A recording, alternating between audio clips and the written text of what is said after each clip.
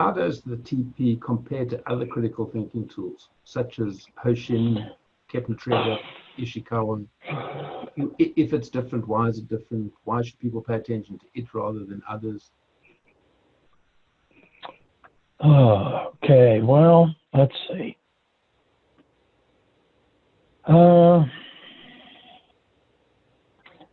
Okay, to me, virtually all of those tools are largely process-oriented. And qualified hands are generally very good at what they're intended to do.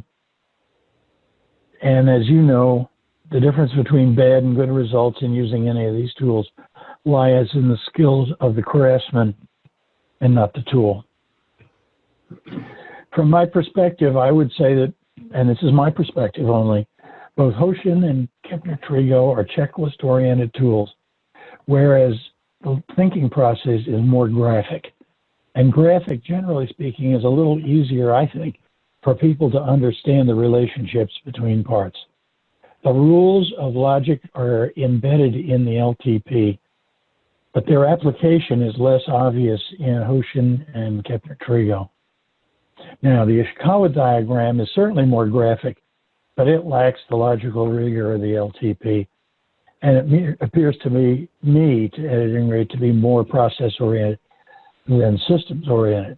So I'd say that the LTP is a systems-oriented, systems-level approach to defining the strategy of a system or organization and analyzing why and how it may not be fully effective or maybe outright failing to achieve the strategy, what the strategy intends.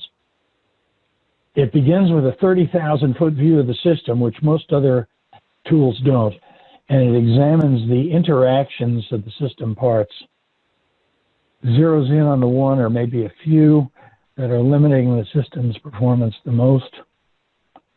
To plagiarize a phrase, one might say it locates the system's constraint and suggests what to do about it. In essence, I think the LTP does the one thing, and in trained hands it does it very well, that none of the other methods does quite as well. It begins with an ill-defined or maybe even undefined problem and concludes with a fully and logically vetted implementation plan for its solution. That's my perspective.